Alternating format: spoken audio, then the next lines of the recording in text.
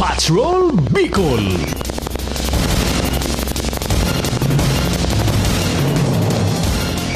Marhay na hapon, aksidenteng suminabog ang sarong tangke nin LPG sa sarong residensya sa syudad nin Legazpi.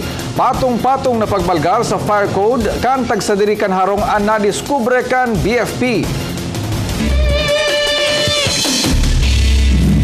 Live nagpapatrol sa opisina kan BFP Legazpi si Thea Omelan.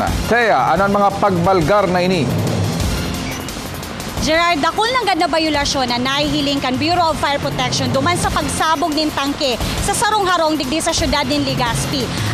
Enot na nga ni digdi, bawal ng gad ang pag-refill ng LPG tank sa sarong-harong.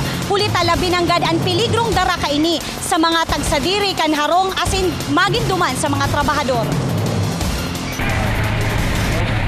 Tulos sa pigdalagan sa ospital ang mga lalaking ini matapos magsapo ng third-degree burn kan mag-leak asin suminabog ang tangke ng liquefied petroleum gas o LPG sa sarong-harong sa barangay Barriada, syudad ng Legazpi, alas 6 kasubanggi. Apwera sa duwang lalaki, may sarong pang lalaki asin antag sa diri kan harong na pigbisong si Madonna ke ang nasabugan man. Sa inisyal na investigasyon kan Bureau of Fire Protection Legazpi, posibleng nagre-refill ng 11 kilogram na tangke ang mga ini. Sa pag-inspeksyon kan BFP kasubagong aga sa lugar kung sa insuminabog, tuminambaraan kadakol na tangke ng LPG. May mga darakulang tangke pa. Bubukasan sa dakulang tangke, ililipat naman sa sadit na tangke.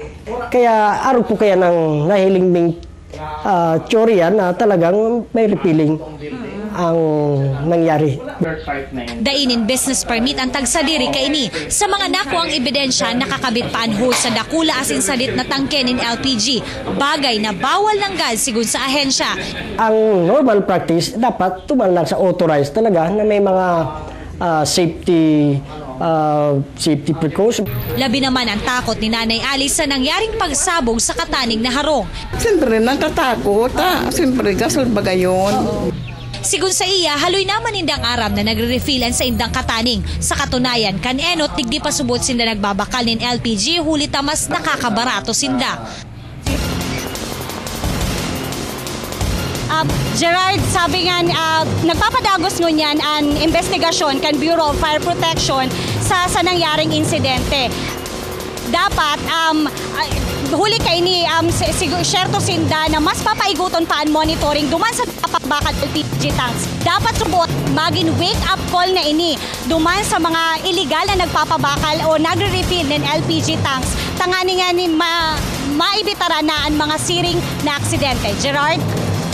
Salamat, Thea Omelan, sa imong live report.